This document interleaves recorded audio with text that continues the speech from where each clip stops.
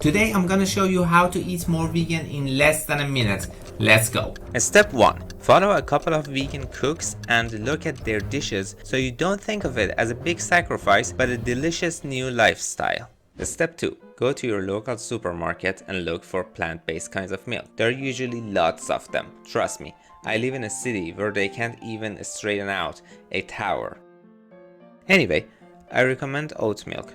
You of course feel the difference, but it's quite tasty. It's gonna be a very smooth transition. Step 3. Find vegan burgers, pizzas, hot dogs, cheese, and all sorts of vegan alternatives to keep you covered for a while until you learn how to cook vegan. Of course, you must transition past this stage as quickly as possible because being a junk food vegan is not something you want to be for long.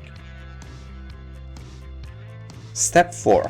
Go follow a couple of ethical vegan pages on social media, especially the ones that show what's actually going on in factory farms so that you can constantly see why you're doing this and whom you're trying to save. That gives you the energy and consistency you need to say no to temptations on your journey. I put some links in the description below. Step 5. Remember, it's just about reducing the demand. So even if you can't be 100% vegan, that still makes a world of difference.